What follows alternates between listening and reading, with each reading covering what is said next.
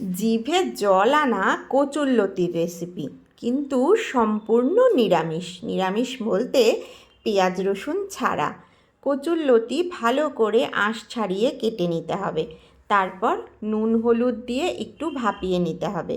জল ঝরিয়ে কচুরলতিগুলোকে রেখে দিয়ে একটা কড়াইতে সর্ষের তেল গরম করে তার মধ্যে কালো জিরে ফোড়ন দিয়ে দিয়েছি। কালো জিরে সর্ষের একটা ভালো গন্ধ বেরোলেই আমি হালকা করে ভাপানো যে কচুরলতিগুলো সেগুলো দিয়ে দেব। দিয়ে এবার ভালো করে নাড়াচাড়া করে ভাজা ভাজা করে নিতে হবে। কচু এমন একটা জিনিস যেটা কিন্তু খুব প্রিয় একটা খাবার, আমার তো ভীষণ প্রিয়। এবার এর মধ্যে দিয়ে দিলাম আন্দাজ মতন হলুদ। হলুদ দিয়ে আবারও একটু নাড়াচাড়া করব। আর এই রান্নাটা খুব তাড়াতাড়ি হয়ে যায়। কচুরলতি কাঁটাটা একটা ঝামেলা, কিন্তু খেতে কিন্তু খুব স্বাদ হয়। এবার আমি সর্ষে আর কাঁচা লঙ্কা পেস্ট করে রেখেছি, সেই পেস্টটাকে আমি একটু জল দিয়ে গুলে কচুরলতি ভাজাটার ওপর দিয়ে দেব। বেশিক্ষণ সময় লাগবে না, কারণ কচুরলতিটা আগেই ভাপানো ছিল। এবার এর মধ্যে আন্দাজ মতন আমি নুন অ্যাড করলাম।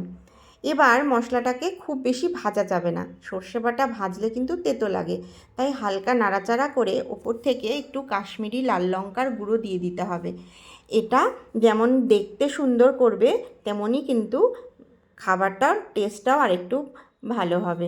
এবার এর একটু নাড়াচাড়া করে নিয়ে আমি এটাকে শুকিয়ে নেব, কারণ একটু তেল ছেড়ে আসবে মশলা থেকে, তখনই বুঝতে হবে যে রান্নাটা একদম রেডি।